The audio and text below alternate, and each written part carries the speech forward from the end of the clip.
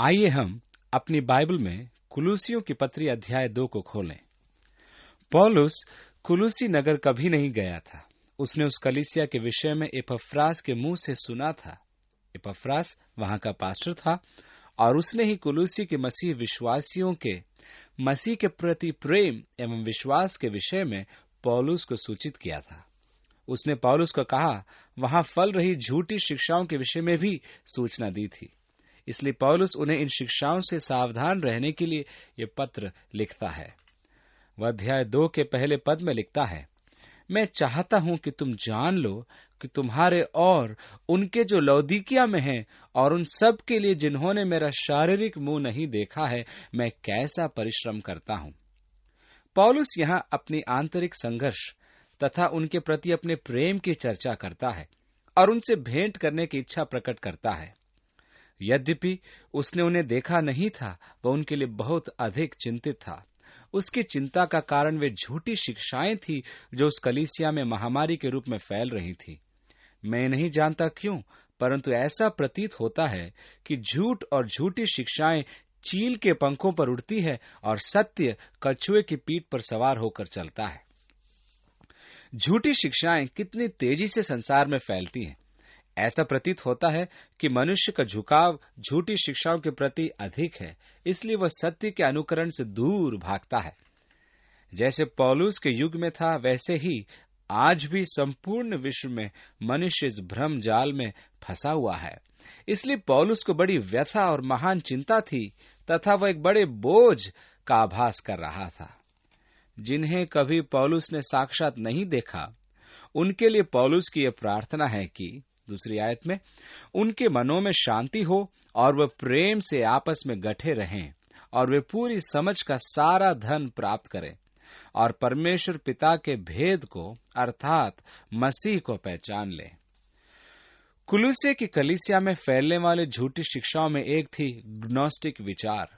वहां के लोग अपने ज्ञान को प्रदर्शित करने वाले नाम भी रखते थे। आप किसी समुदाय के विषय प्राय उनके नाम से ही बहुत कुछ समझ सकते हैं। जब वे अपनी संगति का नाम सबसे अलग रखते हैं तो आप जान लेते हैं कि उनमें कोई असामान्य बात है। कभी कभी उनके नाम उनकी संगति के गुणों को भी दर्शाते हैं। ग्नोस्टिक शब्द का अर्थ है ज्ञान। इनका कहना था कि इन्हें गुप्त भेदों का उच्च ज्ञान प्राप्त था और वे मर्मों के विषय में बात करने में आनंदित होते थे।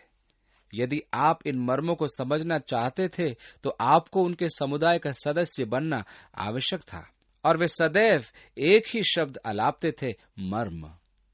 इसलिए पौलुस उन्हीं के शब्दों का प्रयोग करता है और एक ही अभिलाषा रखता है कि वे मसीह यीशु के पिता परमेश्वर के मर्म के ज्ञान की समझ प्राप्त कर लें, जिसके विषय में पिछले अध्याय में उसने लिखा, महिमा की आशा मसीह जो तुम में है, ताकि कुलुसे के विश्वासियों के मनों को शांति मिले।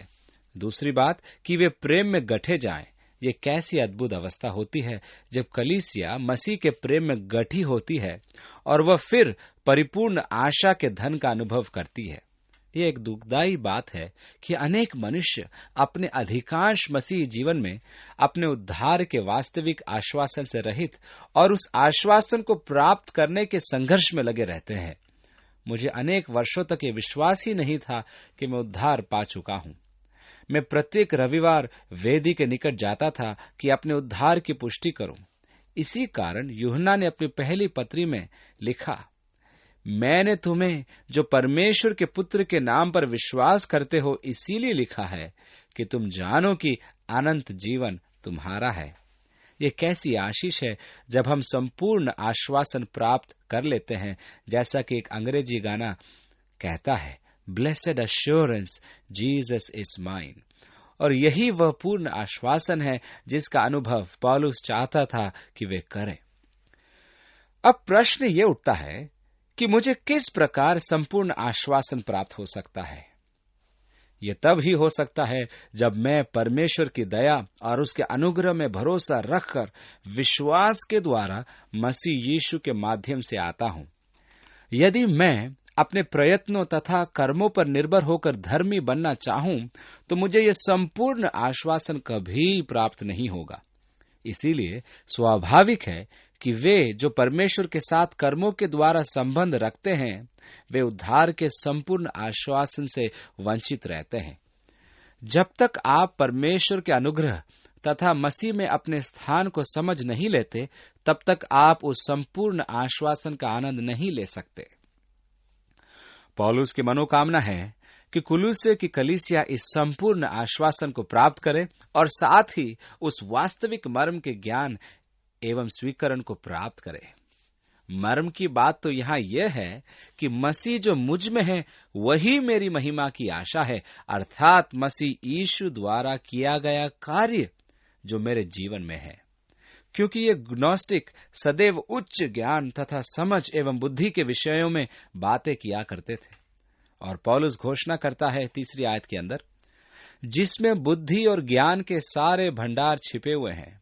यह मैं इसलिए कहता हूं कि कोई मनुष्य तुम्हें लुभाने वाली बातों से धोखा न दे, क्योंकि मैं यदि शरीर के भाव से तुमसे दूर हूं तो भी आत्मिक भाव से तुम्हारे निकट हूं, और तुम्हारे विधि अनुसार चरित्र और तुम्हारे विश्वास की जो मसीह में है दृढ़ता देखकर प्रसन्न होता हूं।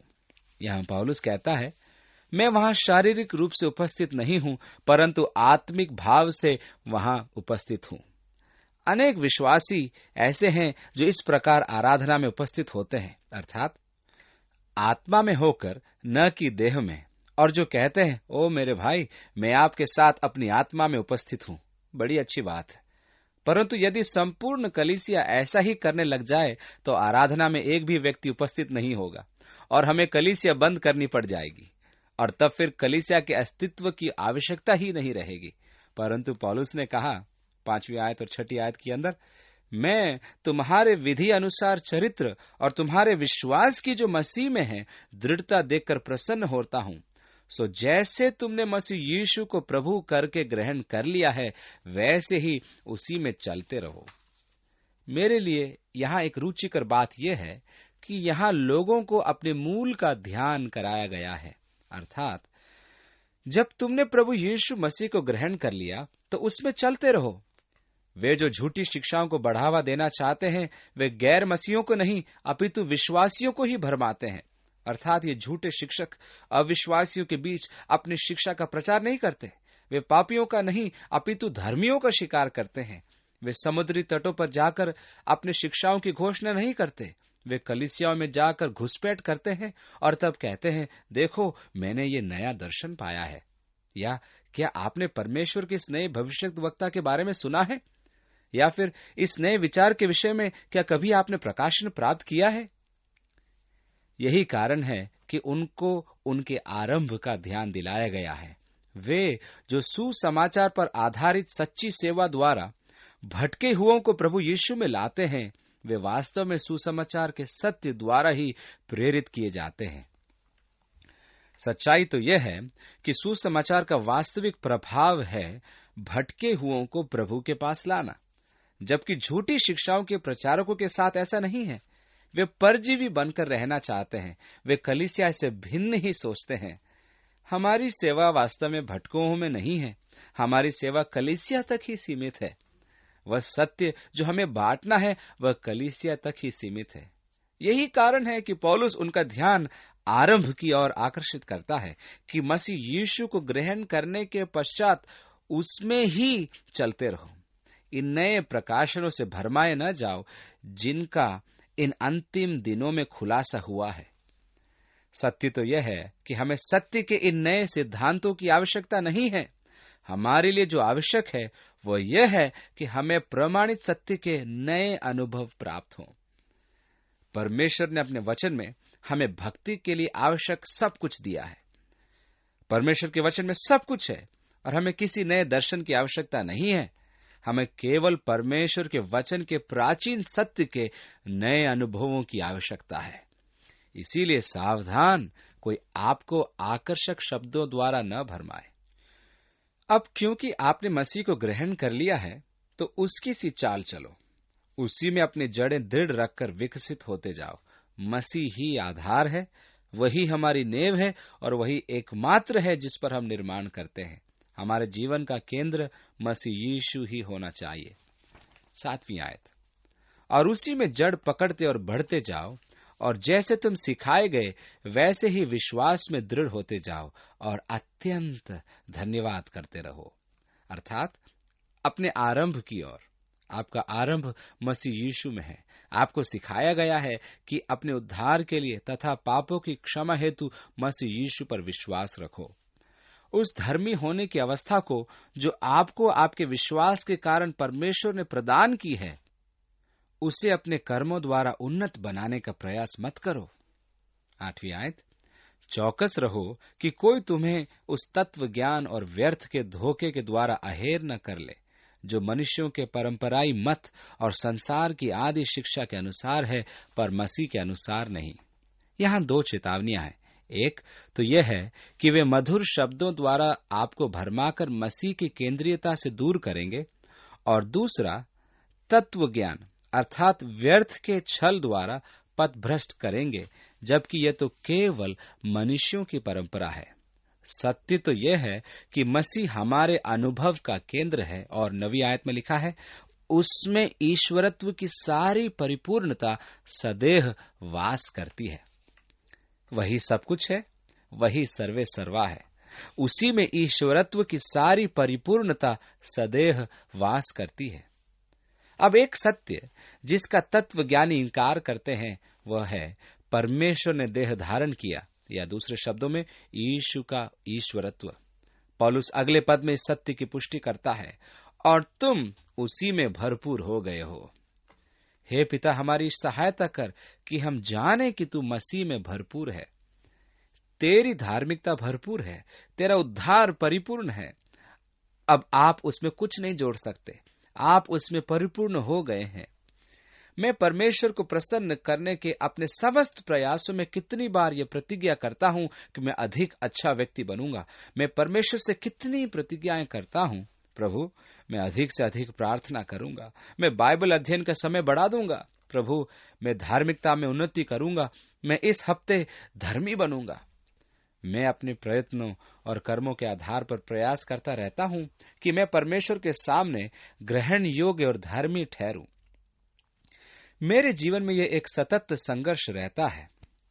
काश मुझे उन दिनों में कोई ऐसी शिक्षा देता कि मैं मसीह यीशु में भरपूर हो गया हूं, और अब मुझे केवल उस पर विश्वास करना है तथा निर्भर रहना है, क्योंकि मैं परिपूर्ण हूं। यदि मैं उसमें परिपूर्ण हो चुका हूं तो मैं उसमें कुछ नहीं जोड़ सकता। आप उसमें कुछ नहीं जोड़ सकते, आप उसमें परिपूर्ण हैं। 10वीं आयत, जो सारी प्रधानता और अधिकार का शिरोमणि है। यहां शिरोमणि शब्द उसी संदर्भ में प्रयोग किया गया है जिस संदर्भ में 1 कुरिन्थियों के अध्याय 7 में प्रयोग किया गया है, अर्थात अधिकार शब्द। अर्थात मसीह यीशु को सारी प्रधानताओं और अधिकारों के ऊपर अधिकार प्राप्त है। हम इससे पहले भी कह चुके हैं कि यह प्रधानताएं एवं अधिकार आत्माओं के विभिन्न स्तर हैं। आदि में जब परमेश्वर ने जगत की सृष्टि की, तब उससे पहले उसने करोड़ों और अरबों स्वर्गदूतों की सृष्टि की थी, और ये स्वर्गदूत विभिन्न स्तरों में नियुक्त किए गए थे। उनमें करूब और सेराफ भी थे, और प्रभुता एवं राज्य भी थे, तथा आत्माओं के विभिन्न स्तर भी थे। और इस प्रकार शैतान, जो परमेश्वर की सृष्टि में सर्वोच्च आत्मा था, उसने विद्रोह किया, जिसका प्रकाशित वाक्य की पुस्तक में उल्लेख है कि उसके साथ 1/3 स्वर्गदूत विद्रोह में सहभागी हुए। इसका अर्थ यह हुआ कि परमेश्वर ने उन्हें नैतिकता की स्वतंत्रता दी थी, जिस प्रकार उसने हमें भी स्वतंत्र नैतिक प्राणी बनाया कि अपना निर्णय हम स्वयं लें। इस प्रकार वे जिन्होंने शैतान का साथ देना उचित माना, वे सब स्वर्गदूतों के विभिन्न स्तरों में से थे। यहाँ हम देखते हैं कि ये प्रधानताएं और अधिकार या तो गिरे हुए स्वर्गदूत थे, या वे जो परमेश्वर के आज्ञाकारी स्वर्गदूत हैं। जो भी हो, महत्वपूर्ण बात यह है कि यीशु को इन सब पर अधिकार प्राप्त है। परमेश्वर के आज्ञाकारी स्वर्गदूतों पर अधिकार तो उसे है ही साथ उसे विद्रोही स्वर्गदूतों पर भी अधिकार प्राप्त है। यहां मैं भ्रम उत्पन्न करना नहीं चाहता, क्योंकि इस विषय को समझना कठिन है, परंतु परिदृश्य यह है कि शैतान भी परमेश्वर की इच्छा की पूर्ति करता है।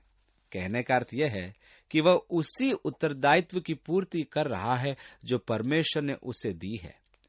इस प्रकार आप देखते हैं कि परमेश्वर उसे हमारी भक्ति तथा समर्पण की परीक्षा के लिए प्रयोग करता है।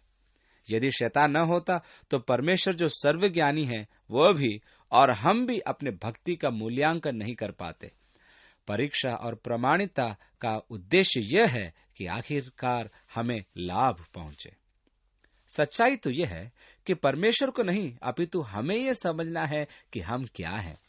इसलिए परख और परीक्षा का उद्देश्य यह है कि हमें ठीक ठीक ज्ञान हो जाए कि हमारी अवस्था क्या है। आप प्रत्येक भौतिक वस्तु का परीक्षण करते हैं कि उसकी अच्छाइयां और बुराइयों के बारे में जान पाएं। उसी प्रकार परमेश्वर हमें परख कर हमारी परीक्षा लेता है कि हम जान पाएं कि हमारी दुर्बलताएं क्या हैं। इस प्रकार कार्य में शैतान का प्रयोग किया जाता है। वह आज संसार में परमेश्वर के उद्देश्य की पूर्ति करता है। यह दुर्भाग्य एवं दुख की बात है कि उसके भाग में यह है, परंतु जो है सो है। उसने ही ऐसा चुनाव किया जैसा आज मनुष्य भी करता है, इसलिए वह परमेश्वर को दोष नहीं दे सकता। यहूदा की भांति वह भी सकेती में था। बाइबल की यह भविष्यवाणी है कि यीशु अपने किसी निजी संबंधी द्वारा पकड़वाया जाएगा। यीशु ने यहूदा से मत्ती 26 में कहा, अच्छा होता कि उस मनुष्य का जन्म ही ना होता, क्योंकि यीशु के साथ धोखा करने के लिए आदि से ही ठहराया गया था। तथापि यहूदा ने इसे स्वीकार किया और प्रभु से धोखा किया। समझने के लिए वास्तव में यह एक कठिन विचार है और मैं आश्वस्त नहीं हूं कि हम इसे समझते हैं। शैतान की नियति भी यही थी कि इसके बाद भी उसने विद्रोह करने का चयन किया, परंतु सत्य तो यह है कि उसे परमेश्वर के उद्देश्यों की पूर्ति करनी होती है और वो परमेश्वर के अधीन ही रहता है। परमेश्वर उसके क्रियाकलाप की सीमा निर्धारित करता है। अय्यूब के प्रसंग में हम देखते हैं कि शैतान परमेश्वर के सम्मुख था और शिकायत कर रहा था, तूने उसके चारों ओर सुरक्षा का बाड़ा बांध रखा है, मैं उसके निकट नहीं पहुंच सकता, उस बाड़े को गिरा दे तो फिर मैं कुछ ऐसा करूंगा कि वह तुझे कोसने लगेगा। परमेश्वर ने पहले तो अय्यूब के चारों ओर बाड़ा बांध रखा था, परंतु जब उसने बाड़ा गिरा दिया तब उसने शैतान की सीमा निर्धारित कर दी थी। ठीक है, तू कर, परंतु ऐसा नहीं करना। कहने का अर्थ यह है कि शैतान परमेश्वर के अधीन ही रहता है और उसे रहना ही होगा। परमेश्वर उसके कार्य क्षेत्र की सीमा निर्धारित करता है। परमेश्वर उसकी सीमा वहां भी निर्धारित करता है जहां वो आपको उत्पीड़ित करना चाहता है। वह वहीं तक जा सकता है, उससे आगे नहीं। परमेश्वर उसकी सीमा निर्धारित करता है और उसे परमेश्वर के अधीन रहना होता है। शैतान को परमेश्वर के विरुद्ध मानना उचित नहीं है। चाहे वो विरोध में हो या सहयोग में, शैतान की तुलना परमेश्वर से करना सरासर अनुचित है, क्योंकि परमेश्वर अनादि एवं अनंत तथा सर्वशक्तिमान है और शैतान सृष्टि का एक भाग है। यदि आप शैतान के विरोध में किसी शक्ति को देखना चाहते हैं तो वह है मिकाइल या जिब्राइल।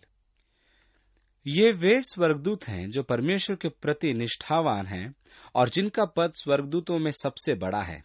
शैतान को परमेश्वर के तुल्य कदापि न माने। ऐसा करने से आप शैतान को उसकी सामर्थ और अधिकार में बहुत बड़ा बना देते हैं।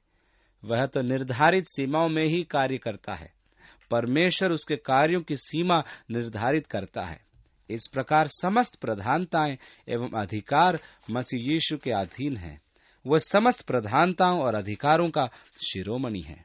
अब 11वीं आयत, उसी में तुम्हारा ऐसा खतना हुआ है जो हाथ से नहीं होता है, अर्थात मसीह का खतना, जिससे शारीरिक देह उतार दी जाती है। अब पौलुस ग्नोस्टिक विचार से हटकर उनकी ओर उन्मुख होता है जो खतना के समर्थक हैं। इनका कहना है कि धर्मी ठहराए जाने के लिए मसीह में विश्वास मात्र ही पर्याप्त नहीं है। यह उचित है, महत्वपूर्ण है, आवश्यक है, परंतु पर्याप्त नहीं है। उद्धार पाने के लिए व्यवस्था का पालन आवश्यक है।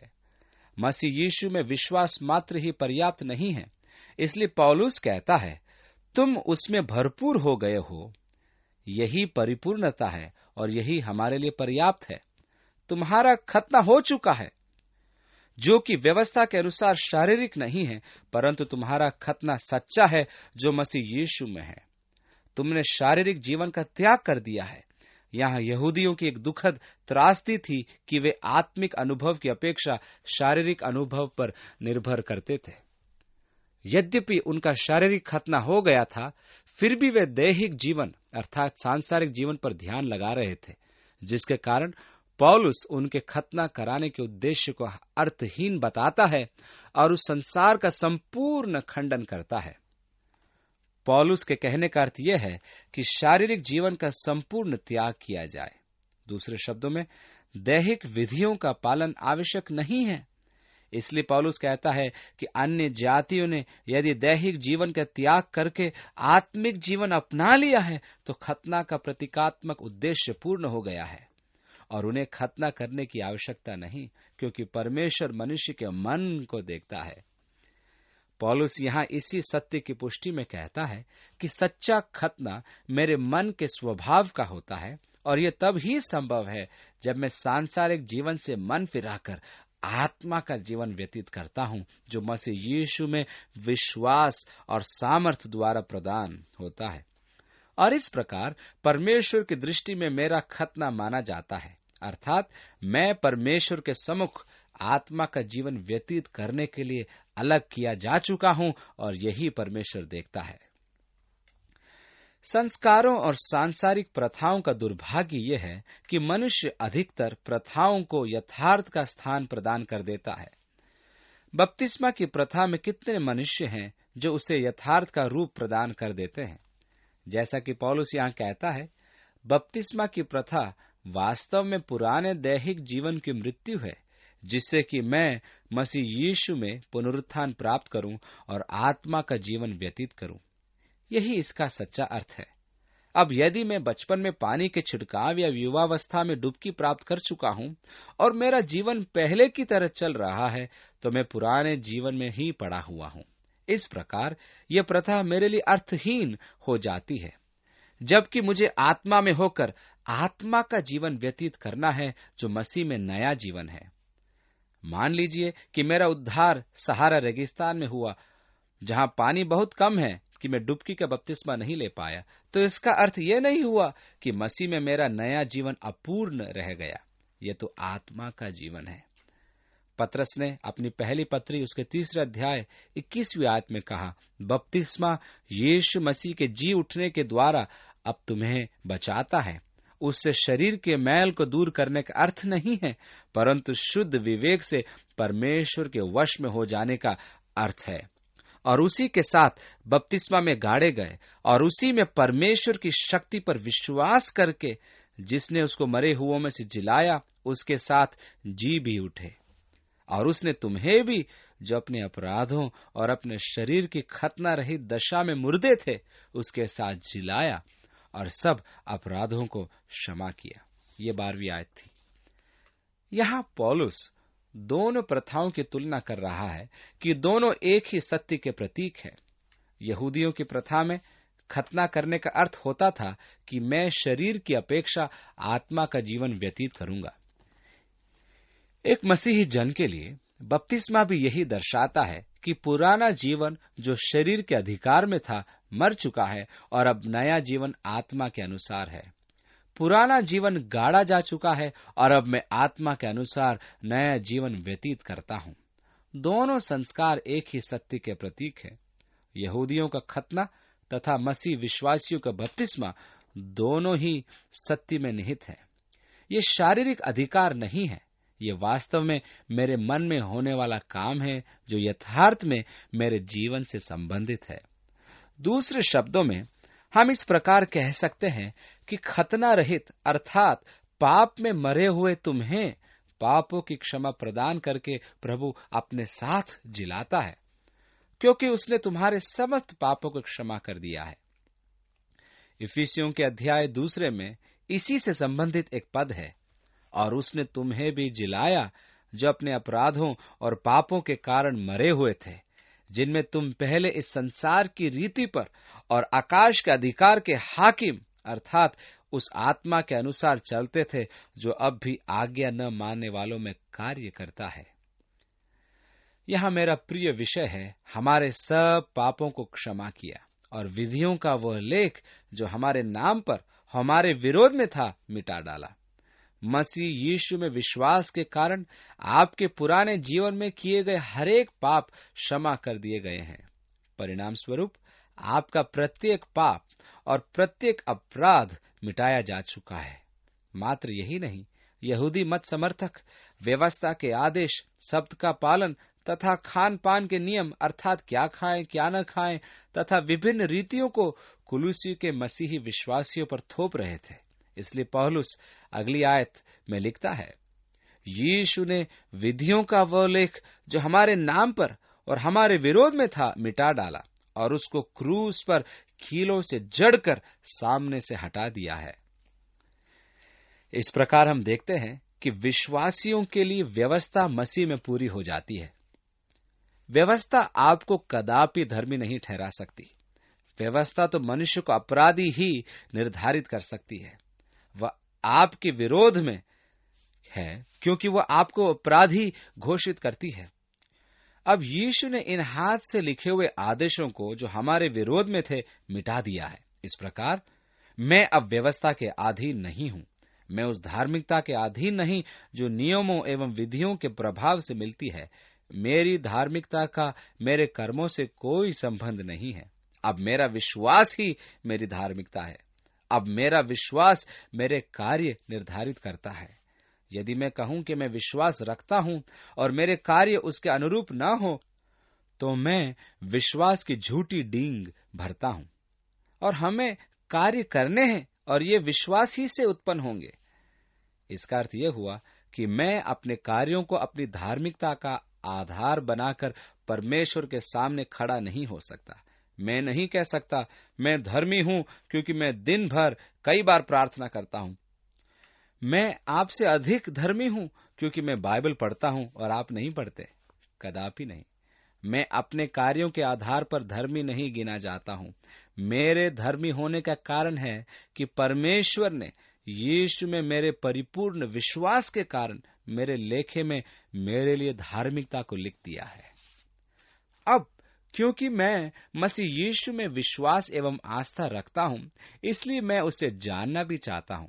इसलिए मैं वचन पढ़ता हूं क्योंकि मैं उसमें विश्वास रखता हूं, उससे प्रेम रखता हूं और उससे संपर्क बनाए रखता हूं। परंतु मैं इसके कारण धर्मी नहीं गिना जाता। सच्चाई तो यह है कि मेरी धार्मिकता मसीह यीशु में मेरे विश्वास का परिणाम है। यह अत्यधिक महत्वपूर्ण है कि हम इस अंतर को जान लें। हमारे लिए धार्मिकता को कर्मों एवं कार्यकलापों से संबंधित कर देना बहुत आसान होता है, परंतु हम ये नहीं समझते कि जब हम ऐसा करते हैं तो हम अपने आप को उस स्थान पर रख देते हैं जहां हम दूसरों का न्याय करने लगते हैं, क्योंकि ये हमारा स्वभाव है कि हम अपने कार्यों की परस्पर तुलना करते हैं। और जब हम ये पाते हैं कि अन्यों के कार्य हमारे कार्यों की तुलना में छोटे हैं, तो हम अपने आप को उनसे उत्तम मानते हैं और इस प्रकार हम घमंड से भर जाते हैं कि हम धर्मी हैं। यही तो न्याय करना कहलाता है। यह एक खतरनाक स्थिति है। परमेश्वर कदापि नहीं चाहता कि हम ऐसी स्थिति में हों। जब मेरी संपूर्ण धार्मिकता केवल मसीह में विश्वास के कारण गिनी जाती है, तब मैं न तो अपनी धार्मिकता पर और न ही अपने कर्मों पर घमंड कर पाता हूं। यदि आपकी भेंट ऐसे व्यक्तियों से होती है जो अपने प्रयासों, अपने बलिदानों और अपने कर्मों पर घमंड करते हैं, तो वे आपके लिए इस बात के उपयुक्त उदाहरण हैं।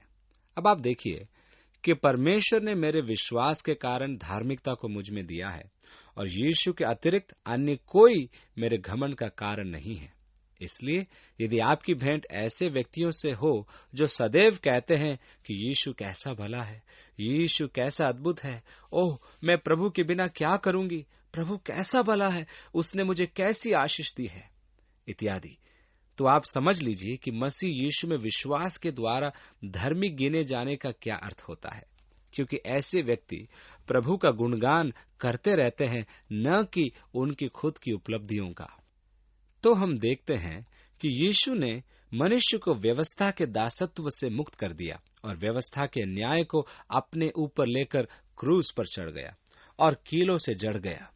यही व्यवस्था का अंत था। मसीह से पूर्व व्यवस्था एक प्रकार का शिक्षक था। जब मसीह आ गया तो व्यवस्था का कार्यकाल समाप्त हो गया, अर्थात अब व्यवस्था की आवश्यकता नहीं रही। मसीह विश्वासियों के लिए व्यवस्था पालन की परिपूर्णता है। दूसरे शब्दों में हम ये कह सकते हैं कि व्यवस्था किसी को परमेश्वर के सम्मुख सिद्ध करके प्रस्तुत नहीं कर सकती। यदि उसमें विश्वास रखा जाए तो केवल मसीह यीशु ही है जो ऐसा कर सकता है। 15वीं आयत, और उसने प्रधानताओं और अधिकारों को अपने ऊपर से उतारकर उनका खुल्लम खुल्ला तमाशा बनाया और क्रूस के कारण उन पर जय जयकार की ध्वनि सुनाई। अर्थात मसीह यीशु का क्रूस वह स्थान था जहां शैतान पर विजय प्राप्त की गई। अनेक बार ऐसा होता है कि शैतान की करनी उसी पर आ पड़ती है।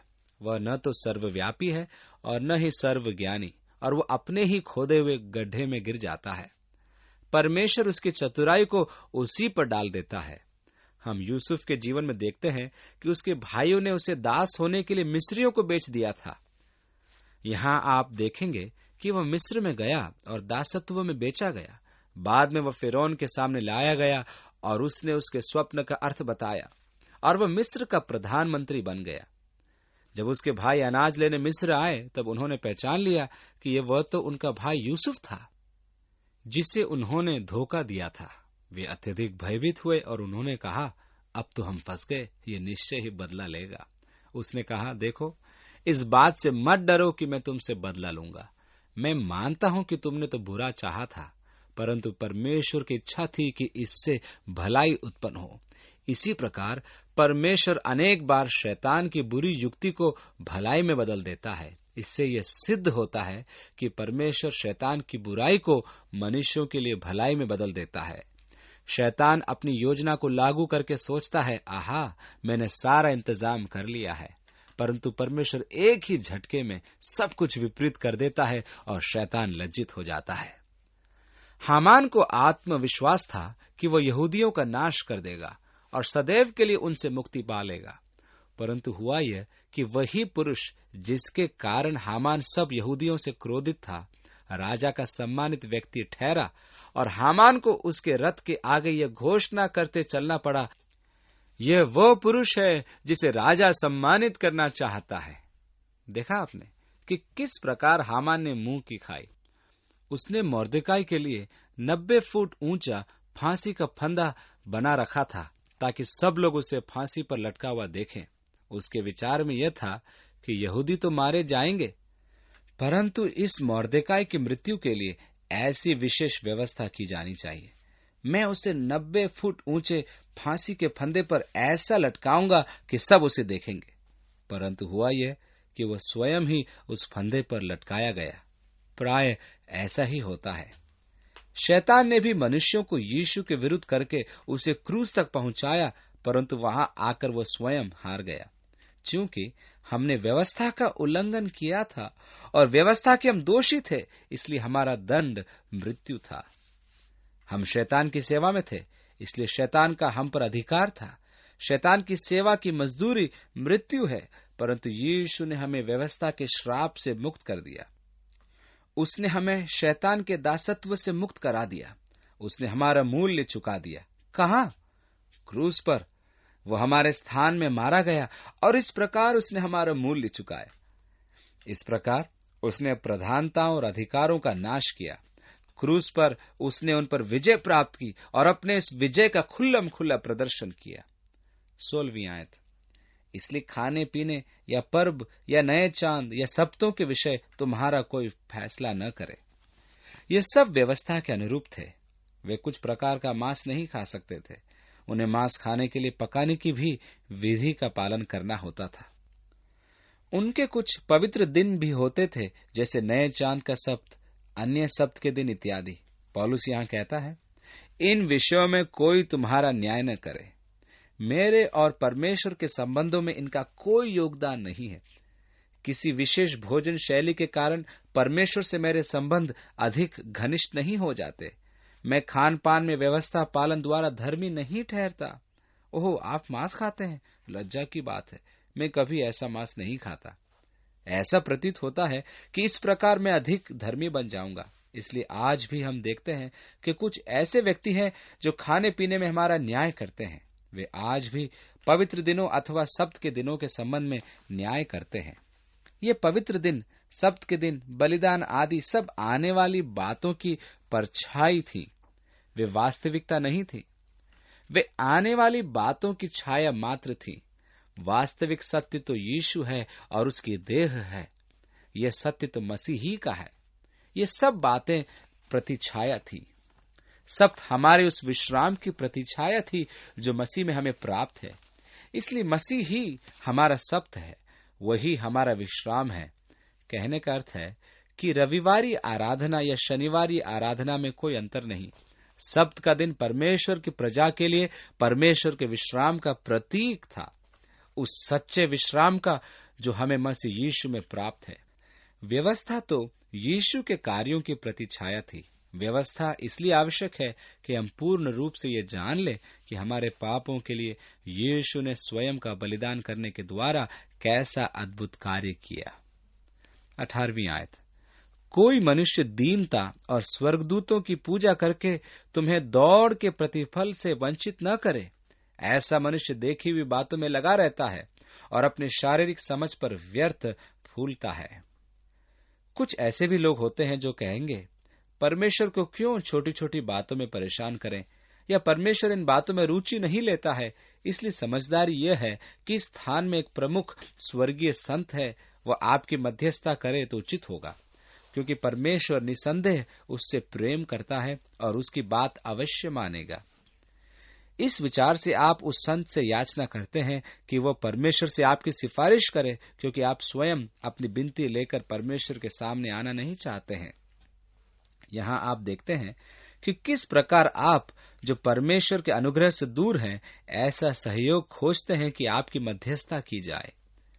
कोई मनुष्य दीनता और स्वर्गदूतों की पूजा करके तुम्हें दौड़ के प्रतिफल से वंचित न करे। ऐसा मनुष्य देखी हुई बातों में लगा रहता है और अपनी शारीरिक समझ पर व्यर्थ फूलता है। ये सब अहंकारी मन के व्यर्थ प्रयास है। 19वीं आयत, और उस शिरोमणि को पकड़े नहीं रहता जिससे सारी देह जोड़ों और पट्ठों के द्वारा पालन पोषण पाकर और एक साथ गठकर परमेश्वर की ओर से बढ़ती जाती है। हम में से प्रत्येक मसीह यीशु को थामे रहे और अपनी सामर्थ तथा अपना पोषण सीधा उसी से प्राप्त करे। तीमुथियुस में लिखा है, क्योंकि परमेश्वर एक ही है और परमेश्वर और मनुष्य के बीच में भी एक ही बिछुई है, अर्थात मसीह यीशु जो मनुष्य है। इसका अर्थ तो ये हुआ कि बिछुई न तो मरियम है और न ही कोई संत जो आपकी मध्यस्थता करे। स्वर्गदूत भी आपकी मध्यस्थता करने में समर्थ नहीं होते। परमेश्वर एक ही है और एक ही बिछुई है, मसीह यीशु। यूहन्ना 14 में यीशु ने कहा, मार्ग, सत्य और जीवन मैं ही हूं, और बिना मेरे द्वारा कोई पिता के पास नहीं आता।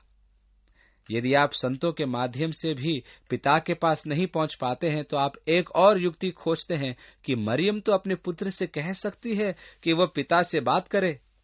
परंतु आप भूल क्यों जाते हैं कि आप पिता के पास मसीह के द्वारा सीधे जा सकते हैं, क्योंकि मसीह हमारा बिछुई है। इब्रानियों 4:16 में लिखा है, हम तो अनुग्रह के सिंहासन के निकट हियाव बांध कर चले। मुझे आदेशों के क्रम से होते हुए जाने की आवश्यकता नहीं है। यीशु ने आपके और मेरे लिए परमेश्वर के सिंहासन का द्वार खोल दिया है। हम परमेश्वर की संतान बन चुके हैं, और संतानों का एक सौभाग्य यह है कि वे सदैव पिता के पास जा सकते हैं। आप तो जानते ही हैं कि हमारी व्यस्त दिनचर्या में सबसे भेंट करना आसान नहीं होता। अनेक बार ऐसा होता है कि लोग आते हैं, परंतु हम अपने काम के बोझ से ऐसे दबे होते हैं कि उनसे मिलने का समय निकालना कठिन हो जाता है। परंतु आप ये भी जानते हैं कि यहाँ छोटे बच्चे भी हैं जो आकर दस्तक देते हैं और पुकारते हैं, दादा, और द्वार तुरंत खुल जाता है। और ऐसा प्रतीत होता है कि हमारे पास समय ही समय है। उन्हें ये स्वतंत्रता संबंधों के कारण प्राप्त है। परमेश्वर के साथ भी यही एक अच्छी बात है कि वह आपसे संबंध बनाए रखता है, और इस कारण आपको स्वतंत्रता प्राप्त है। द्वार सदैव खुला रहता है। आप सदैव आ सकते हैं। संतों की उपासना एक झूठी नम्रता है। कोई आपको इसका लालच देकर प्रतिफल से वंचित न करे। 20वीं आयत, जबकि तुम मसीह के साथ संसार की आदि शिक्षा की ओर से मर गए हो, तो फिर उनके समान जो संसार में जीवन बिताते हैं, मनुष्यों की आज्ञाओं और शिक्षा अनुसार और ऐसी विधियों के वश में क्यों रहते हो कि यह न छूना, उसे न चखना और उसे हाथ न लगाना, क्योंकि ये सब वस्तु काम में लाते लाते नाश हो जाएंगी। ग्नोस्टिक इस आशा से वैरागी जीवन जीते थे कि वे अधिक आत्मिक बन जाएंगे। यदि आपको इस विधि द्वारा वास्तव में आत्मिक बनना है, तो 8 फुट लंबे और 8 फुट चौड़े कमरे में स्वयं को आप बंद कर लीजिए और संसार को बाहर छोड़ दें तथा वहां बैठकर सारा दिन बाइबल पढ़ते हुए परमेश्वर के भजन गाएं और उसी कमरे में सदा बंद रहें। तब तो आप बहुत ही पवित्र और धर्मी बन जाएंगे। ऐसा भी हो सकता है कि आप सारा समय उपवास करें और यह न खाएं, वह न खाएं, यह न छुएं, वह न छुएं। ऐसा करना शारीरिक अनुशासन के लिए निश्चय ही अच्छा है और नम्रता का प्रतीक भी है, क्योंकि यथार्थ में आप अपनी देह का परित्याग कर रहे हैं। परंतु सत्य तो यह है कि इस क्रिया में परमेश्वर को सम्मान प्राप्त नहीं होता। यह केवल शरीर की महिमा या संतुष्टि तक ही सीमित रहता है कि मैंने अपनी देह पर अपना नियंत्रण सिद्ध कर दिया है। परंतु यहाँ मैं अपने कार्यों की महिमा करता हूँ, न कि परमेश्वर को सम्मानित करता हूँ। अनुशासन के दृष्टिकोण से यह बुद्धिमानी अवश्य है, परंतु यह दैहिक संतुष्टि है, न कि परमेश्वर का सम्मान। अब 3रा अध्याय, पहली आयत, इसलिए सो जब तुम मसीह के साथ जिलाए गए तो स्वर्गीय वस्तुओं की खोज में रहो, जहां मसीह वर्तमान है और परमेश्वर के दाहिनी ओर बैठा है। आप संसार के बंधन में नहीं हैं। अब आप व्यवस्था के अधीन नहीं हैं, अर्थात ये मत छुओ, ये मत पकड़ो, ये मत खाओ। आपका मसीह के साथ पुनरुत्थान हो चुका है। आप जीवन के एक नए क्षेत्र में जीवन व्यतीत कर रहे हैं। ये एक नया आत्मिक क्षेत्र है, इसलिए आपको स्वर्गीय वस्तुओं की खोज करना है, क्योंकि मसीह वहां परमेश्वर के दाहिनी ओर बैठा है। 2री आयत, पृथ्वी पर की नहीं परंतु स्वर्गीय वस्तुओं पर ध्यान लगाओ, क्योंकि तुम तो मर गए और तुम्हारा जीवन मसीह के साथ परमेश्वर में छिपा हुआ है। मेरा जीवन मेरे व्यक्तित्व और मेरे विश्वास का प्रतिबिंब है। इसका अर्थ यह नहीं कि पौलुस शरीर के अनुसार जीने के लिए कह रहा है और सांसारिक लालसाओं की पूर्ति की अनुमति दे रहा है। उसके कहने का अर्थ यह है कि पृथ्वी पर की वस्तुओं द्वारा धार्मिकता सिद्ध नहीं हो सकती। मनुष्य व्यवस्था के अधीन रहकर परमेश्वर से सही संबंध नहीं रख सकता। आपको परमेश्वर के साथ व्यवहारिक जीवन व्यतीत करना होगा, अर्थात आत्मिकता की खोज और स्वर्गीय वस्तुओं की खोज। अपने मन को पृथ्वी की वस्तुओं की अपेक्षा स्वर्ग की वस्तुओं में लगाना होगा।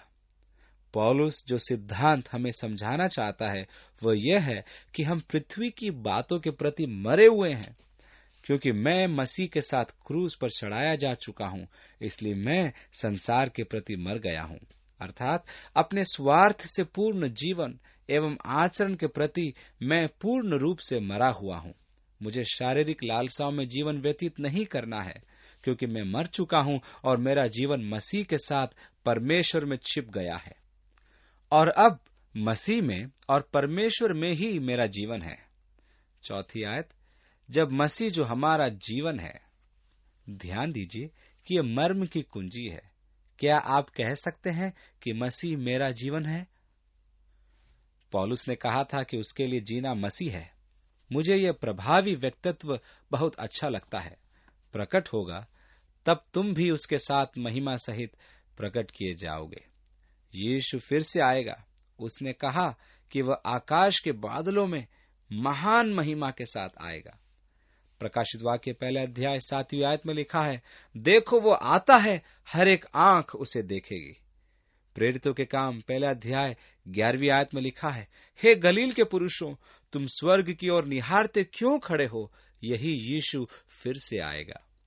जब मसीह जो हमारा जीवन है फिर प्रकट होगा तो हम उसके साथ महिमा में प्रकट होंगे, परंतु यह कितना महत्वपूर्ण है कि हम कहें मसीह हमारा जीवन है और मेरा जीवन मसीह में ऐसा बंधा हो और उसमें ऐसा केंद्रित हो कि वह अर्थात मसीह मेरा जीवन बन जाए। कैसा अद्भुत विचार। अब 5वीं आयत।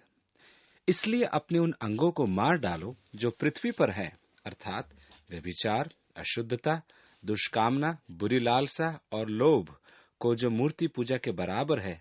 इन्हीं के कारण परमेश्वर का प्रकोप आज्ञा न मानने वालों पर पड़ता है। पौलुस इस पत्र के साथ ही इफिसियों को भी पत्र लिख रहा है और कह रहा है कि इन्हीं कारणों से परमेश्वर का क्रोध पृथ्वी पर आने वाला है। इसलिए हम इस विषय में दोषी न पाए जाए।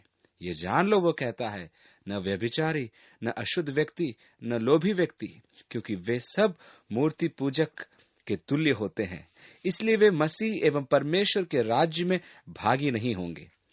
कोई तुम्हें झूठी शिक्षाओं से भ्रमित न करे, क्योंकि इसी कारण परमेश्वर का क्रोध आज्ञा न मानने वालों पर पड़ने वाला है।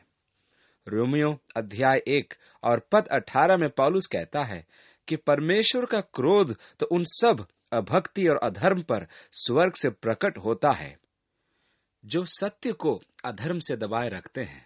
तब वह एक लंबी सूची देता है और कहता है कि जो ऐसा कुकर्म करते हैं वे मृत्यु के भागी होंगे। इसलिए धोखा न खाओ और न किसी को धोखा दो। आप अपनी शारीरिक लालसाओं का अनुसरण करके परमेश्वर के राज्य के उत्तराधिकारी नहीं बन सकते हो। मसीह यीशु को ग्रहण करने का अर्थ है कि मैंने शारीरिक लालसाओं का त्याग कर दिया है। मैं अपनी देह के लिए मर गया ताकि मैं मसीह में परमेश्वर के लिए जीवित रहूं और आत्मा का जीवन व्यतीत करूं। यदि मैं अब भी शारीरिक लालसाओं का अनुसरण करता हूं तो मैं अपने बपतिस्मे का इनकार करता हूं और अपने अंगीकार का भी। यूहन्ना ने कहा कि यदि कोई कहे कि वह परमेश्वर से प्रेम करता है और अपने भाई से वह घृणा करता है तो वह झूठा है, उसमें सत्य नहीं। यदि कोई कहे कि वह मसीह में स्थिर है तो उसे मसीह के अनुरूप आचरण रखना भी आवश्यक है। दूसरे शब्दों में आपका कथन नहीं बल्कि आपका आचरण देखा जाता है, क्योंकि आप आत्मा का जीवन व्यतीत कर रहे हैं। क्या आपने अपनी गुप्त सांसारिक अभिलाषाओं का त्याग कर दिया है? क्या आपने सांसारिक कामों का अंत कर दिया है? धोखा न खाओ, क्योंकि संसार के अनुरूप जीवन व्यतीत करने से आप परमेश्वर के राज्य के वारिस नहीं होंगे। यह एक आत्मिक राज्य है। वे जो ये घोषणा करते हैं कि वे आत्मा का जीवन व्यतीत करते हैं, परंतु वे अपने आचरण में उन कार्यों को करते हैं जिनका पौलुस निषेध करता है, तो वे परमेश्वर के राज्य में प्रवेश नहीं करेंगे। सूची लिखने का कारण यह है कि उनकी इन बातों के कारण परमेश्वर का क्रोध पृथ्वी पर आने वाला है और वो उसके अनुग्रह पर झूठा विश्वास न रखें। इज़राइल ने यही गंभीर भूल की कि उन्होंने सोचा कि वे परमेश्वर के चुने हुए हैं, इसलिए यदि वे अन्य जातियों का सा व्यवहार रखें तो कोई अंतर नहीं होगा। ये संभव नहीं है। आपको परमेश्वर के जन के अनुरूप जीवन व्यतीत करना है, इसलिए शारीरिक लालसाओं को मार दो। 7वीं आयत। और तुम भी जब इन बुराइयों में जीवन बिताते थे तो इन्हीं के अनुसार चलते थे, पर अब तुम भी इन सब को अर्थात क्रोध, रोष, बैरभाव, निंदा और मुंह से गालियां बकना, ये सब बातें छोड़ दो। एक दूसरे से झूठ मत बोलो, क्योंकि तुमने पुराने मनुष्यत्व को उसके कामों समेत उतार डाला है और नए मनुष्यत्व को पहन लिया है, जो अपने सृजनहार के स्वरूप के अनुसार ज्ञान प्राप्त करने के लिए नया बनता जाता है। इसलिए हमें यूहन्ना के अनुसार यीशु का सा चाल चलन रखना चाहिए। वो हमारा आदर्श है। वही वह स्वरूप है जिसमें परमेश्वर की आत्मा हमारे जीवन को समरूपता प्रदान करना चाहता है। इस कारण पुराने मनुष्यत्व को त्याग कर नया मनुष्यत्व को धारण करो। 11वीं आयत। उसमें न तो यूनानी रहा, न यहूदी, न खतना, न खतना रहित, न जंगली, न स्कूती, न दास और न स्वतंत्र, केवल मसीह सब कुछ और सब में है। मसीह में कोई जातिवाद नहीं होता, चाहे धर्म का हो, जाति का हो या अन्य कोई, मसीह ही सब कुछ है। वही सर्वे सर्वा है और सर्वव्यापी है। उसमें न कोई धनवान है न कोई दरिद्र, वहां कोई विशिष्ट नहीं है, न ही कोई पदाधिकारी है, सब एक है। 12वीं आयत, इसलिए परमेश्वर के चुने हुओं की नाई जो पवित्र और प्रिय हैं, बड़ी करुणा और भलाई और दीनता और नम्रता और सहनशीलता धारण करो। और यदि किसी को किसी पर दोष देने का कोई कारण हो तो एक दूसरे की सह लो और एक दूसरे के अपराध क्षमा करो, जैसे प्रभु ने तुम्हारे अपराध क्षमा किए वैसे ही तुम भी करो। और इन सब के ऊपर प्रेम को, जो सिद्धता का कटिबंध है, बांध लो। अर्थात मुझे अपने पुराने मनुष्यत्व को और शारीरिक लालसाओं को ही नहीं उतारना है, वरन मसीह यीशु को धारण करके उसके अनुरूप आचरण भी करना है। 15वीं आयत, और मसीह की शांति, जिसके लिए तुम एक देह होकर बुलाए भी गए हो, तुम्हारे हृदय में राज्य करे और तुम धन्यवादी बने रहो। इसलिए हम आभार व्यक्त करने के लिए बुलाए गए हैं। हम परमेश्वर की शांति में बुलाए गए हैं और पद 16 के अनुसार मसीह के वचन को अपने हृदय में अधिकाई से बसने दो और सिद्ध ज्ञान सहित एक दूसरे को सिखाओ और चिताओ और अपने अपने मन में अनुग्रह के साथ परमेश्वर के लिए भजन और स्तुतिगान और आत्मिक गीत गाओ। और वचन से या काम से जो कुछ भी करो, सब प्रभु यीशु के नाम से करो और उसके द्वारा परमेश्वर पिता का धन्यवाद करो। हे पत्नियों, जैसा प्रभु में उचित है वैसे ही अपने पति के अधीन रहो। हमने इफिसियों को लिखे पौलुस के पत्र के अध्ययन में देखा था कि परमेश्वर ने विवाह के अति सरल नियम बनाए हैं। इनमें 2 नियम प्रमुख है, पहला पति के लिए और दूसरा पत्नी के लिए। यदि हम इन नियमों का पालन करते हैं तो हमारा वैवाहिक जीवन और परस्पर संबंध मधुर बने रहते हैं। पत्नी के लिए है अपने पति के अधीन रहो और पति के लिए अपनी पत्नी से प्रेम रखो और उसके प्रति कटु न बनो।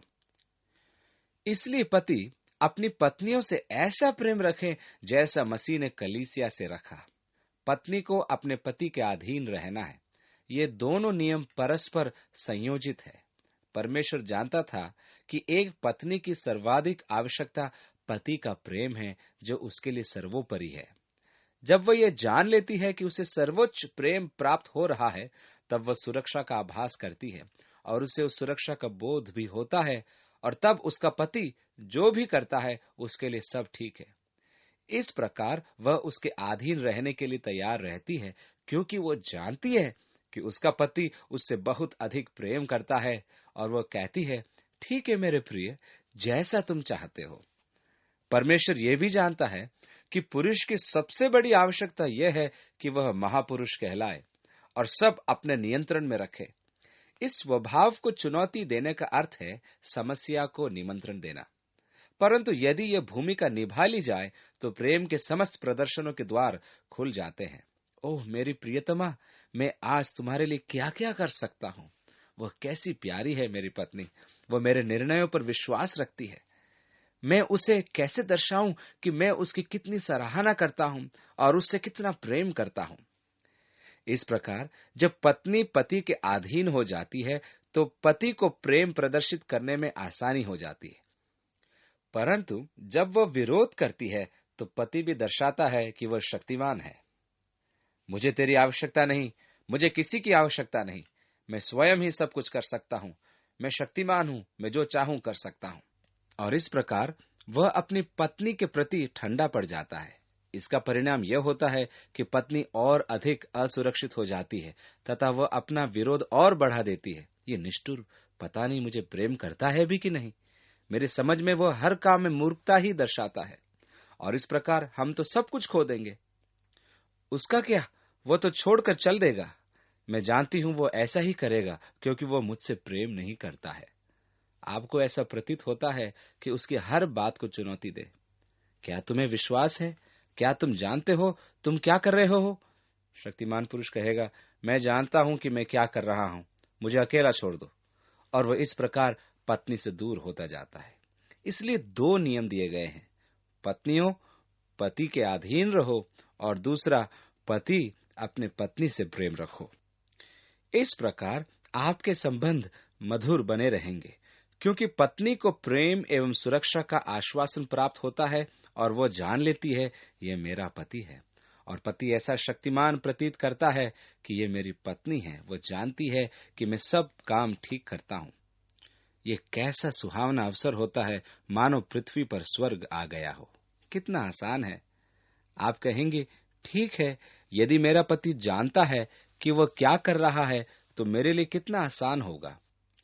परंतु वो तो कहती है, कितना अच्छा होता कि वह मुझे उसी प्रकार प्रेम करता जिस प्रकार मसीह ने कलीसिया से किया। अगली आयत में आते हैं बच्चे। हे बालकों, सब बातों में अपने अपने माता पिता की आज्ञा का पालन करो, क्योंकि प्रभु इससे प्रसन्न होता है। इफिसियों के अध्ययन में हमने देखा कि पौलुस कहता है, अपने अपने माता पिता की आज्ञा मानो, क्योंकि यह प्रभु में उचित है। हम ये मानते हैं कि हमारे जीवन पर सबसे बड़ा अधिकार परमेश्वर का है। यहाँ हमें यह मानकर चलना होगा कि माता पिता मसीही के विश्वासी हैं, जो संतान का आत्मिक कल्याण चाहते हैं। परंतु यदि माता पिता विश्वासी नहीं हैं और संतान से ऐसा कार्य कराना चाहते हैं जो परमेश्वर की इच्छा का उल्लंघन है, तो उचित यह होगा कि मनुष्य की अपेक्षा परमेश्वर की आज्ञा का पालन किया जाए। परंतु ये मानते हुए कि माता पिता प्रभु से प्रेम रखते हैं और आपका परिवार एक मसीही परिवार है, तो बालकों, प्रत्येक विषय में माता पिता की आज्ञा का पालन करो, क्योंकि प्रभु इससे प्रसन्न होता है। अगली आयत। हे बच्चे वालों, अपने बालकों को तंग न करो, न हो कि उनका साहस टूट जाए। अपनी संतान को अनुचित कार्यों के प्रति बाध्य करके उन्हें निराश करना कितना आसान होता है। हम कभी नहीं चाहते कि हमारी संतान उन त्रुटियों को दोहराए जो हम अपने जीवन में कर चुके हैं। हम कितना चाहते हैं कि वे हमसे अधिक अच्छे बने। हम कदापि नहीं चाहते कि वे मूर्खता में समय को नष्ट करके स्कूल में जैसे तैसे पास होते जाएं। हम तो यही चाहते हैं कि वे सबसे अधिक अंक प्राप्त करें। हम अनेक बार उन पर अपनी आकांक्षाएं थोप देते हैं और परिणाम स्वरूप वे हताश होते जाते हैं। इसलिए हमें यह सुनिश्चित करना है कि हम उन पर अनुचित बोझ न डालें, जिससे उनकी मानवता को क्षति पहुंचे और वे निराश हो जाएं। इसलिए अपनी संतान को तंग मत करो कि वे निराश हों। मैंने कुछ पिताओं में एक ऐसा स्वभाव देखा है जो अत्यधिक बुरा है। मैंने देखा है कि कुछ पिता अपने बच्चों को तब तक छेड़ते रहते हैं जब तक कि वे चिढ़कर रोने न लगे। तुम्हें टॉफी चाहिए? ये लो, हाँ हाँ पकड़ो पकड़ो, हाँ हाँ हाँ हाँ। और वे उस बच्चे को तब तक लालच दिलाते रहते हैं जब तक कि बच्चा हताश होकर रो न दे, तब जाकर वे उसे टॉफी देते हैं। क्या ये निर्दयता नहीं? ऐसा कदापि न कीजिए। अपने बच्चों को तंग न करें, ये समझदारी नहीं है। ऐसे व्यवहार द्वारा आप उन्हें अच्छी शिक्षा नहीं दे रहे हैं। अगली आयत। हे सेवकों, जो शरीर के अनुसार तुम्हारे स्वामी हैं, सब बातों में उनकी आज्ञा का पालन करो, मनुष्य को प्रसन्न करने वालों की नाई दिखाने के लिए नहीं, परंतु मन की सीधाई और परमेश्वर के भय से। और जो कुछ तुम करते हो तन मन से करो, ये समझकर कि मनुष्यों के लिए नहीं परंतु प्रभु के लिए करते हो। यह आदेश आज के युग में इस प्रकार होगा कि अपने नौकरी देने वालों के प्रति निष्ठावान, अर्थात उसकी अनुपस्थिति में भी विश्वास योग्य बने रहो, क्योंकि परमेश्वर हर स्थान पर उपस्थित रहता है। मनुष्य को प्रसन्न करने का प्रयास न करो। ओ बॉस देख रहा है, काम करते दिखाई देना चाहिए। क्या ही धन्य है आप जिनके पास ऐसे कर्मचारी हों जो इस प्रकार सेवा करते हों, जैसे कि प्रभु के लिए। 24वीं आयत। क्योंकि तुम जानते हो कि तुम्हें इसके बदले प्रभु से मिरास मिलेगी, तुम प्रभु मसीह की सेवा करते हो। आप किसी भी कार्यालय में, किसी भी फैक्ट्री में या किसी संस्था में रोजी रोटी कमा रहे हो, आपका जीवन वास्तव में यीशु से बंधा रहता है। आप उसके सेवक हैं, जिसे वहां सेवा करने का अवसर प्राप्त हुआ है। नौकरी करना एक विश्वासी के जीवन का लक्ष्य नहीं है। नौकरी जीविकोपार्जन का साधन मात्र है। वास्तविक लक्ष्य तो मसीह है। इसलिए नौकरी कैसी भी हो, उसका निर्वाह इस प्रकार हो कि जैसे मसीह की सेवा की जा रही हो। यह एक गवाही का क्षेत्र है। यदि कोई अपने विश्वासी सहकर्मी से सोमवार को कहे कि उसका सिर चकरा रहा है और वह किसी कार्य में उससे सहायता प्राप्त करना चाहता है, तो एक विश्वासी को तुरंत तैयार हो जाना चाहिए, क्योंकि आप प्रभु के निमित्त सेवा कर रहे हैं। आप उसी के सेवक हैं। वह निश्चय ही देखता है, वे स्वयं प्रश्न करेंगे और उत्तर पाएंगे, क्योंकि जो बुरा करता है वह अपनी बुराई का फल पाएगा, वहां किसी का पक्षपात नहीं। अब आते हैं चौथे अध्याय में, पहली और दूसरी आयतें।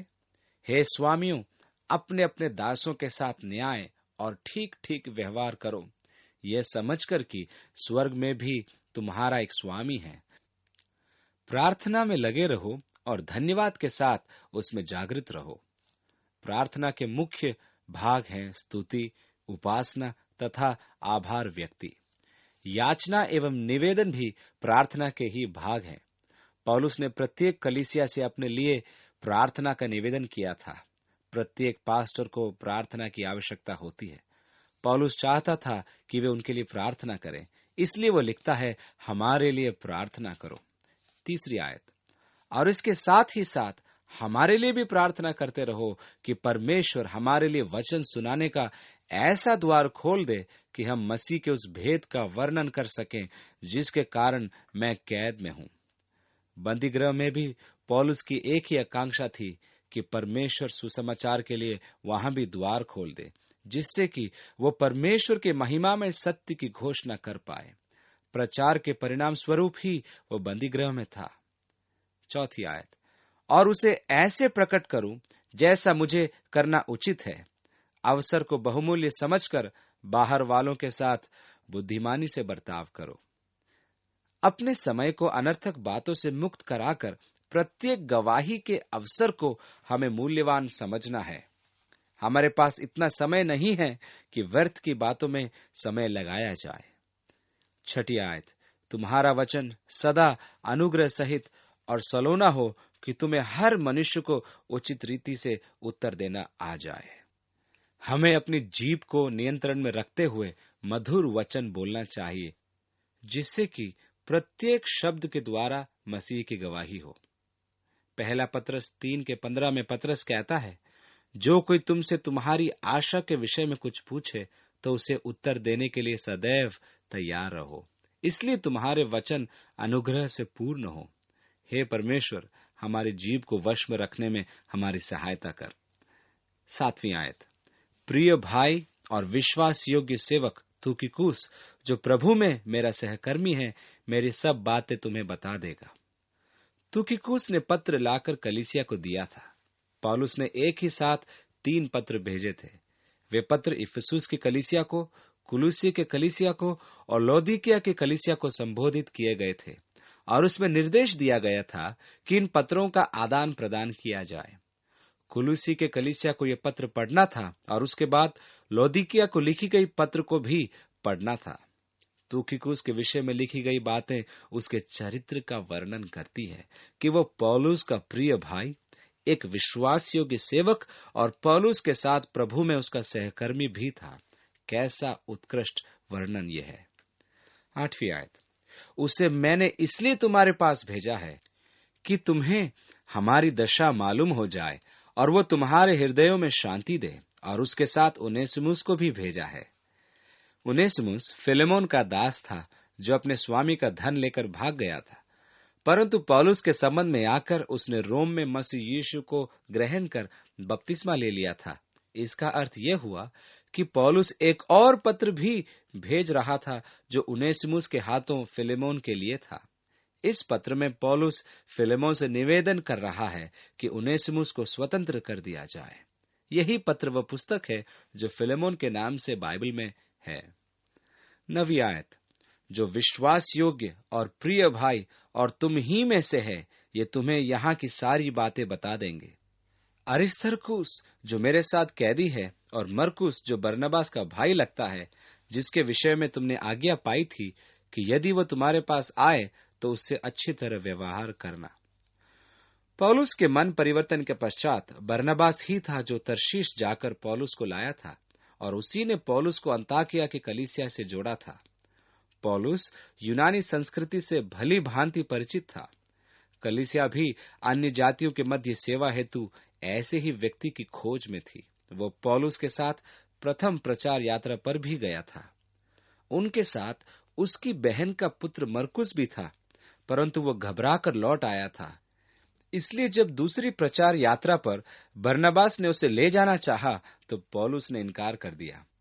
इस पर बरनबास मरकुस को लेकर एक ओर चला गया तथा पौलुस सिलास को लेकर दूसरी ओर। यही मरकुस अब रोम में पौलुस के साथ है और कलीसिया को नमस्कार भेज रहा है। पौलुस कहता है कि यदि वो आए तो उसका स्वागत करना। अब 11वीं आयत, और यीशु जो यूस्तुस कहलाता है। उस युग में यीशु नाम अत्यधिक प्रचलित था। यही कारण था कि यीशु के साथ नासरी शब्द जोड़ा जाता था। इसका इब्रानी मूल है यशुआ अर्थात यहोशू। इसी कारण इस यीशु नामक व्यक्ति को यूस्तुस कहते थे। अगली आयत, खतना किए हुए लोगों में से केवल ये ही परमेश्वर के राज्य के लिए मेरे सहकर्मी और मेरी शांति का कारण रहे हैं। इपफ्रास जो तुम में से है। इपफ्रास कुलेसे की कलीसिया का पास्टर था। उसने स्वयं ही आकर पौलुस को वहां का समाचार दिया था। अगली आयत, और मसीह यीशु का दास है, तुमसे नमस्कार कहता है और सदा तुम्हारे लिए प्रार्थनाओं में प्रयत्न करता है। इपफ्रास पौलुस के साथ रोम में था, परंतु वो कुलुसे की कलीसिया के लिए यत्न से लगातार प्रार्थना करता रहता था। यह एक महान गुण है, क्योंकि एक धर्मी जन की प्रार्थना के प्रभाव से बहुत कुछ हो सकता है। याकूब उसके 5वें अध्याय 16वीं आयत में लिखा है कि धर्मी पुरुष की प्रार्थना बहुत कुछ कर सकती है, ताकि तुम सिद्ध होकर पूर्ण विश्वास के साथ परमेश्वर की इच्छा पर स्थिर रहो। यदि कलीसिया के स्थापक का वहां से जाने के बाद यह समाचार उसे प्राप्त हो कि उसका परिश्रम व्यर्थ हो गया और सब कुछ बिखर गया, कलीसिया तहस नहस हो गई, तो यह एक दर्दनाक अनुभव होता है। परंतु यदि वर्षों पश्चात उसे समाचार प्राप्त हो कि कलीसिया उन्नति कर रही है, तो उसके आनंद की सीमा नहीं होती है। यूहन्ना की 3री पत्री उसके पहले अध्याय में लिखा है कि मुझे ये जानकर अत्यधिक प्रसन्नता हुई कि मेरी संतान सत्य का आचरण रखती है। इपफ्रास की भी यही प्रार्थना थी कि कुलुसी की कलीसिया सत्य में बनी रहे। अगली आयत, मैं उसका गवाह हूं कि वह तुम्हारे लिए और लौदीकिया और हियरापुलिस वालों के लिए बड़ा यत्न करता रहता है। प्रिय वैद लूका और देमास का तुम्हें नमस्कार। लूका पौलुस की यात्राओं में अधिकांश समय उसके साथ था। इसी लूका ने सुसमाचार वृतांत तथा प्रेरितों के कार्यों का इतिहास लिखा था। यह वही देमास है जिसके विषय में पौलुस दुख के साथ तीमुथियुस को लिखता है कि उसने संसार से प्रेम के कारण पौलुस के साथ छोड़ दिया। यहां वो पौलुस के साथ नमस्कार भेज रहा है। 15वीं आयत, लौदीकिया के भाइयों को और नुम्फास और उनके घर की कलीसिया को नमस्कार कहना। और जब यह पत्र तुम्हारे यहां पढ़ लिया जाए तो ऐसा करना कि लौदीकिया की कलीसिया में भी पढ़ा जाए, और वह पत्र जो लौदीकिया से आए उसे तुम भी पढ़ना। फिर अर्खिप्पुस से कहना कि जो सेवा प्रभु में तुझे सौंपी गई है उसे सावधानी के साथ पूरा करना। आज प्रत्येक विश्वासी एक अर्खिप्पुस है, और मैं आपको चेतावनी दे रहा हूं कि प्रभु में सौंपी गई सेवकाई को सावधानी के साथ पूर्ण करो। यह हम सब की चिंता का विशेष कारण होना चाहिए। परमेश्वर ने मुझे जिस कार्य के लिए बुलाया है, मैं उसे पूरा करने का दृढ़ संकल्प रखूं। यीशु ने कहा कि मैं अपने भेजने वाले की इच्छा को पूरी करने के लिए आया हूं। आप भी अपनी परमेश्वर प्रदत्त सेवा पर ध्यान दें और उसे पूरा करने का संकल्प करें। मुझ पौलुस का अपने हाथ से लिखा हुआ नमस्कार। मेरी जंजीरों को स्मरण रखना। तुम पर अनुग्रह होता रहे। आमीन। यह पत्र का अंत है। आइए हम प्रार्थना करें। पिता, हम निर्देश के वचन एवं सत्य के वचन के लिए आभार व्यक्त करते हैं। काश वो हमारे पावों के लिए दीपक और हमारे मार्ग के लिए उज्याला बन जाए, कि हम तेरे सत्य की ज्योति में आगे बढ़ सके। इन बुरे दिनों में प्रभु तू हमारी सहायता कर कि समय को बचाते हुए तुझे उत्तम रूप से जानने और तेरी सेवा करने का अवसर का लाभ उठाते हुए हम आगे बढ़ते रहें। प्रभु, हम तेरे वचन के लिए तेरा धन्यवाद देते हैं कि तेरी आत्मा हमारे हृदयों को तेरे सत्य में समृद्ध बनाए। यीशु के नाम में याचना करते हैं, आमीन। परमेश्वर आपको आशीष दे और आपको सुहाना समय प्रदान करे तथा मसीह यीशु के प्रेम में स्थिर रखे और अपनी सब बातों में आपको समृद्ध बनाए। यीशु के नाम में आमीन।